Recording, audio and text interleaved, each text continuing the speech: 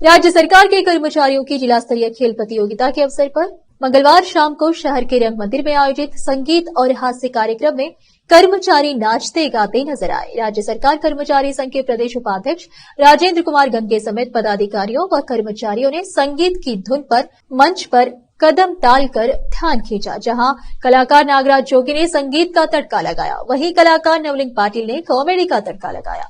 संगीत और कॉमेडी के साथ मनोरंजन, संगीत और कॉमेडी कर्मचारियों को प्रसन्नतापूर्वक अपना कर्तव्य निभाने में मदद करते हैं। जिला सर्जन डॉक्टर महेश बिरादर ने कहा, उन्होंने कहा कि दबाव में काम करने वाले कर्मचारियों के लिए संगीत और कॉमेडी मानसिक व्यायाम की तरह है। कैमरामैन पपुराज का कवरेज। ಎಷ್ಟೇ ಒತ್ತಡ ಇದ್ರೂ ಕೂಡ ಎಲ್ಲರೂ ಕೂಡ ಸಹಕಾರ ತಗೊಂಡು ಕೆಲಸ ಮಾಡಿದರೆ ನಮ್ಮೆಲ್ಲ ಟೆನ್ಷನ್ ಕೂಡ ನಾವು ನಮ್ಮ ಸೂರ್ಯವಂಶಿಯವರ ಮೇಲೆ ಹಾಕ್ಬಿಟ್ಟಿದ್ವಿ, ಸಂಜೀವರ ಮೇಲೆ. ಆದರೂ ಕೂಡ ಅವರು 3-4 ವರ್ಷದಿಂದ ಅವ್ರು ಬಹಳ ಜವಾಬ್ದಾರಿಯಿಂದ ಇವತ್ತು ನೋಡಿ ಬೆಳಗ್ಗೆ ಅವರು ಸ್ವಿಮ್ಮಿಂಗ್ ಪೂಲಿಗೆ ಬಂದಿದ್ದಾರೆ.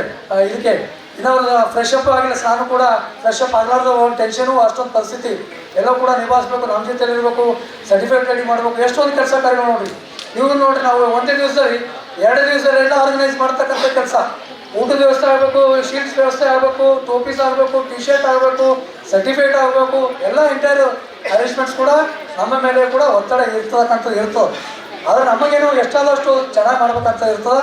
ಅದಕ್ಕೆ ನಾವು ಏನು ಕ್ರೀಡಾಪಟುಗಳು ಬಂದಿರಿ, ಇಲ್ಲಿ ಕ್ರೀಡೆಯಲ್ಲೇ ಇರ್ಬೋದು, ಯಾವುದೇ ಒಂದು ಇದರಲ್ಲಿ ನಾವು ನಿಮಗೆ ಏನಾದರೂ ಒಂದು ವೈಯಕ್ತಿಕತೆ ಯಾರಿಗೆ ಕೂಡ ನಾವು ಆ ಥರ ಏನು ಅಲ್ಲಿಗೆ ಹೋಗೋದಿಲ್ಲ. ಏನಾದರೂ ಯಾರಿಗಾದ್ರೂ ಕೂಡ ಸಿಟ್ಟಿಗೆ ಏನಾದರೂ ಅಂದರೆ ನಾವು ಇಲ್ಲೇ ಮಾಡಿ ತೊಗೋಬೇಕಾಗ್ತದೆ. ನಾವು 2 ದಿವಸ ಕ್ರೀಡಾಕೂಟಕ್ಕೆ ಬಂದೀವಿ, ಸಂತೋಷದಿಂದ ಕೂಡ್ಲಿಕ್ಕೆ ಬಂದೀವಿ, ಖುಷಿಯನ್ನು ಹಂಚ್ಕೊಂಡು ಹೋಗ್ಲಿಕ್ಕೆ ಬಂದೀವಿ.